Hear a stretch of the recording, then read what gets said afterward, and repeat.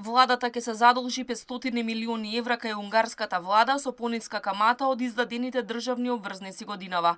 Премиерот Мицкоски веќе кажа дека со неговиот колега, унгарскиот премиер Виктор Орбан, договориле камата од 3,25%, што е пониска од онаа што земјава би можела да ја добие ако земе кредит од меѓународните финансиски институции. Заемот има грејс период 3 години и рочност на отплата од 12 години. Податоците од Министерството за финансии покажуваат дека за издадените граѓански обврзници минатата година каматата изнесува 5%. Годинава пак биле издадени 15 годишни државни обврзници без девизна клаузула во 7 наврати. Каматата што треба да се плати варира од 5,60 до 6%, што е драстично повисока од онаа што ја нудат комерцијалните банки на бизнисите. 15 годишните обврзници со девизна клаузула во април биле издадени со камата од 5,35%.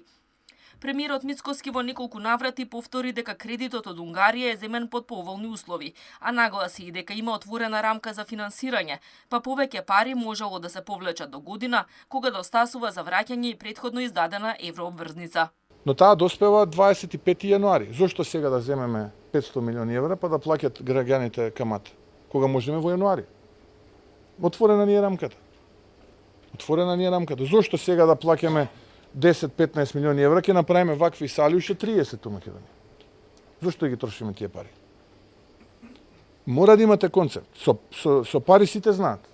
Идејата е од ништо нешто да направите. Ребалансот на буџетот денеска се наоѓа на владина седница. Министерката Димитриевска Кочовска претходно најави дека има простор за пренамена на 200 до 300 милиони евра. Овие пари ќе се потрошат за зголемени пензии и за проекти за општините. Најавите беа дека приходите, расходите и дефицитот во апсолутна бројка ќе останат исти, но дупката во државната каса како процент од БДП ќе биде поголема.